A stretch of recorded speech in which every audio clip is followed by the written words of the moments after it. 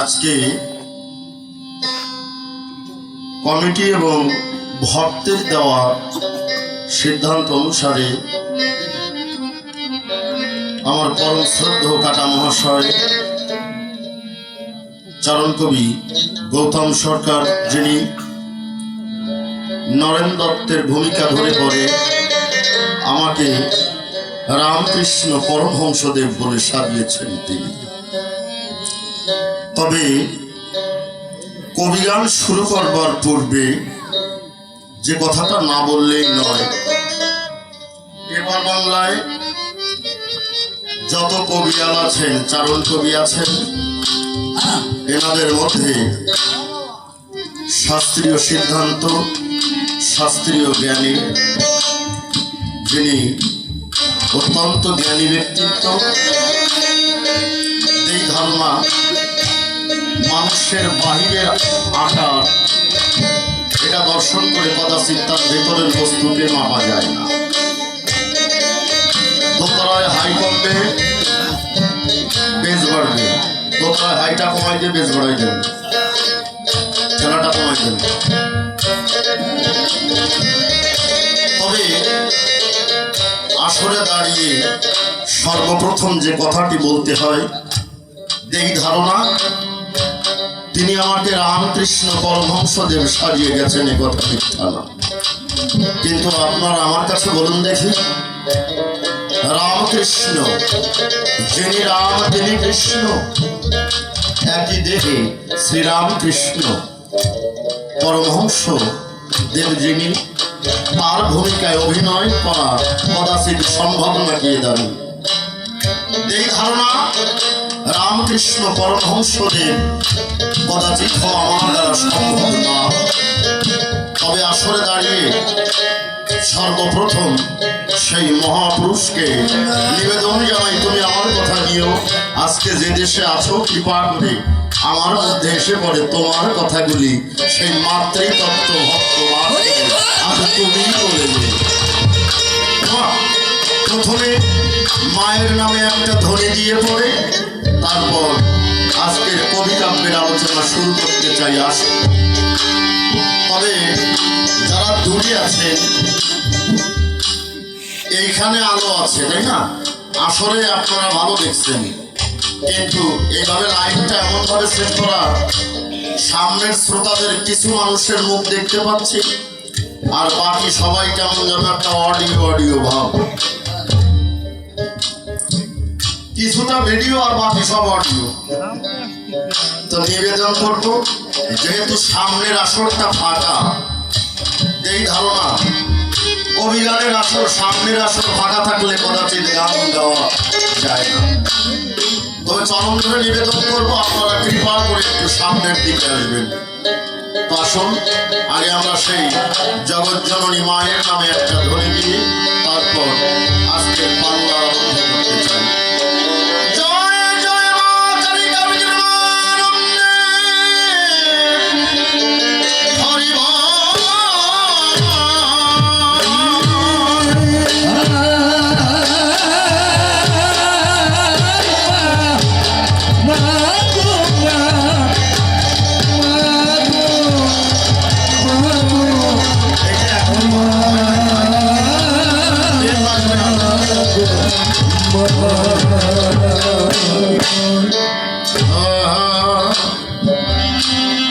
আমি সাধু হতে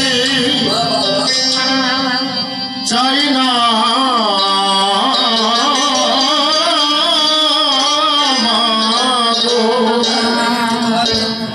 মা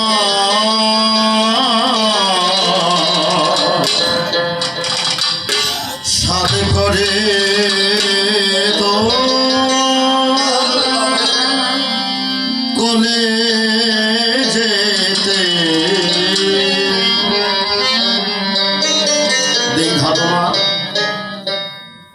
নিজেকে সাধু বলে প্রচার করতে চাই না, মায়ের চরণে নিবেদন, মাগো তুমি আমার কথা নিয়েও আমি সাধু বলে পরিচিত না হই, তোমার কোলের সন্তান করে আমায় তোমার কোলে আশ্রয় দিও।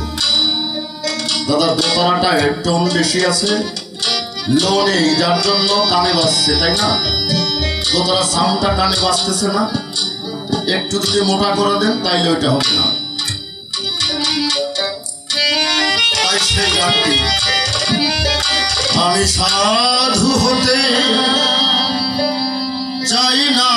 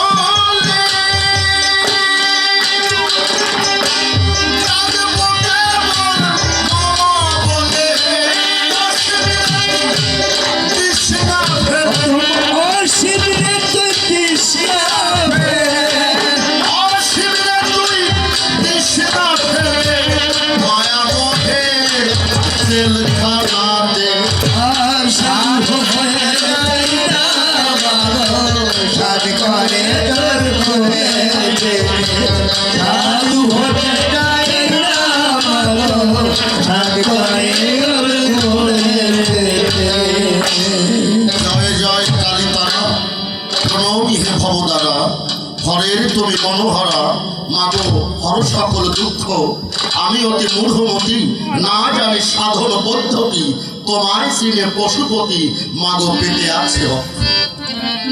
মাতৃবন্দনা করে শেষ, গুরুবন্দনা করবো বেশ, অশেষ আমার মনের অভিপ্রায়। চারণ কবি মণি শঙ্কর যিনি আমার গুরুদেব হলেন তিনি, সভা মাঝে দানি প্রণবী রাঙা পায়। ওগো গুরু কল্পতরু, তোমার হতে এই জীবন শুরু, সিদ্ধ করো মম তত্ত্বের মরু, ফুটাও কাব্যের ফুলবাগান। তুমি আমার কথা নিও, তোমার হতভাগ্য সন্তানের মধ্যে এসে তোমার ভাবের কথাগুলি আজ তুমি বলিলে। ভক্ত শ্রোতা আছেন যারা, প্রণাম গ্রহণ করবেন তারা। আমি উত্তর কবির তারা কবিগান গাইবার দায়, অন্ধকারে আসর পরে দণ্ডায়মান হয়েছি বিচারে, কৃপা করে আপনাদিগণের আশীর্বাদের ধারা দিবেন মোর মাথায়। হেরিগত মাতৃজাতি চরণ পথে জানাই প্রণতি, মাগো সম্প্রতি বারংবার নিবেদিনা না পায়। আপনারা আমার কথা নেবেন, আরবার কৃপা করে আপনাদিগণের এই সন্তানের মস্তক করে আপনাদিগণের আশীর্বাদের ধারা বর্ষিয়ে দেবেন। মুসলমান যারা আছেন যারা, আমার সালাম গ্রহণ করবেন তারা। আপনারা সকলে মিলে করবেন আমায় দোয়া। আপনাদের দোয়া পেলে পরে অন্ধকারে আসর পরে হয়তো আমাদের হতে পারে কিঞ্চিত কবি গান গাওয়া। নামটি আমার সজীব সরকার, সেই কথাটি বলার দরকার। খুলে বলি অত্য সভার গোচরে, বাড়ি আমার নড়াইল জেলা, সে কথাটি দরকার বলা। যে নড়াইলে জন্মগ্রহণ করেছে হরিচাঁদ ঠাকুরের তোতা পাখি কবি রাই রসরাজ তারকচাঁদ সরকার, যে মাটিতে জন্মগ্রহণ করেছিলেন ভাবুক কবি প্রেমিক কবি চূড়ামণি সাধক কবি বিজয় সরকার মহাশয়, যে মাটিতে জন্মগ্রহণ করেছে নারায়ণবালা সরকার মহাশয়, যেখানে বসতি করেছে কবিগুরু কবি সম্রাট রাজেন্দ্রনাথ সরকার মহাশয়, যেখানে বিচরণ করেছে জ্ঞানবাদী সরকার মহাশয়। এই ধারণা যে মাটি থেকে এসেছি ওই মাটির একটা গুণ আছে, কিন্তু গুণের বাইরে যদি কোনো কিছু থাকে নির্গুণ, আমার মধ্যে গুণের লেশ মাত্র থাকে না। তবে প্রয়াত কবি সরকার আছেন যারা, সবার হইয়া আত্মহারা, বারংবার প্রণমী তাদের রাঙা পায়।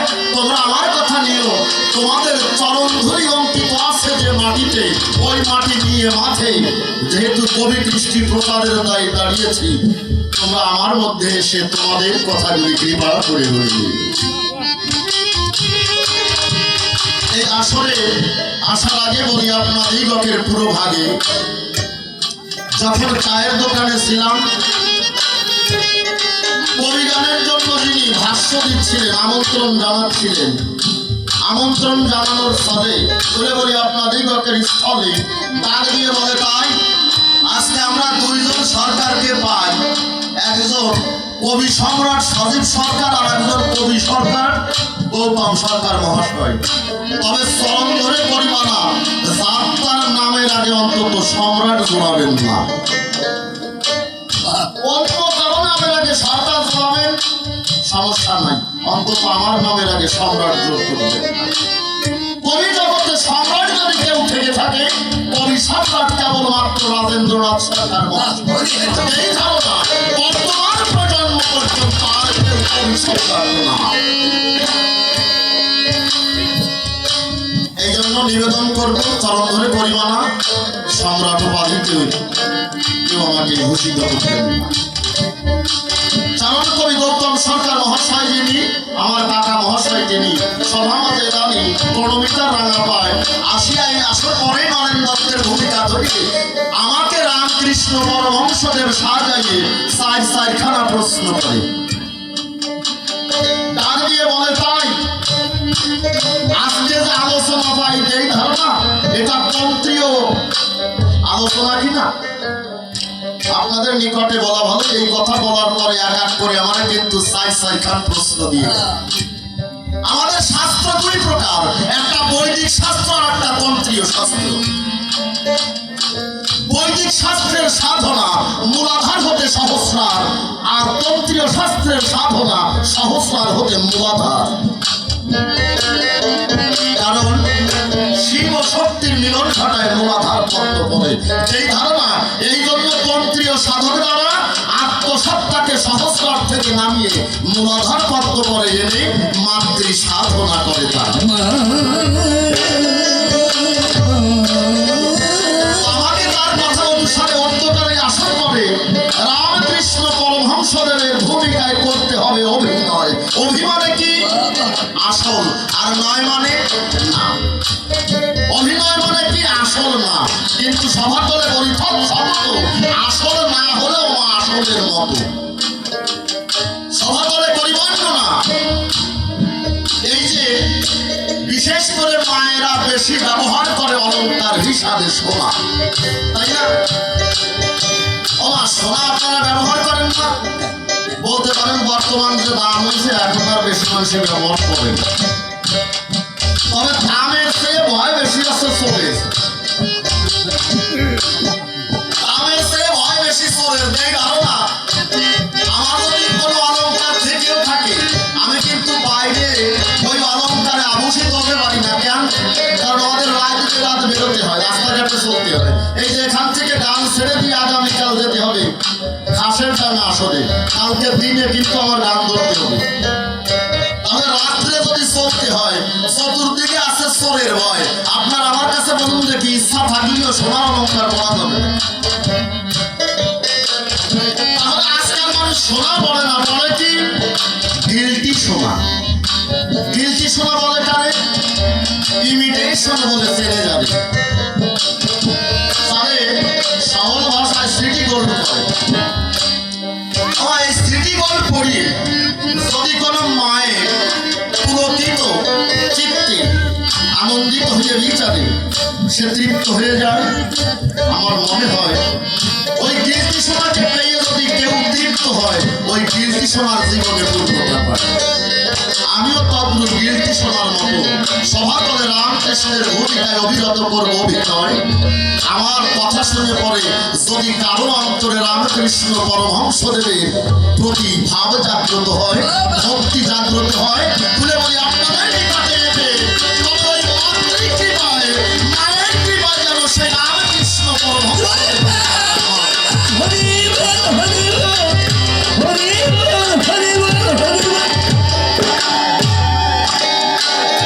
সভাতলে এসে বলে এক এক করে ধরে ধরে বলি আপনাদের পাশে বসে বসে চারখানা প্রশ্ন করে গেছে না।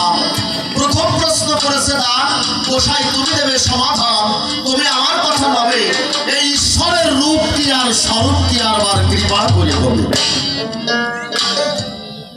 পরবর্তীতে প্রশ্ন করেছে না, বেদ বিরুদ্ধ মূর্তি পূজা করো কেন? তাই তো বলে গেছে, তাই বেদের পাতায় কোথাও মূর্তি পূজা নাই, সেই বেদ বিরুদ্ধ মূর্তি পূজা করো কিসের দায়?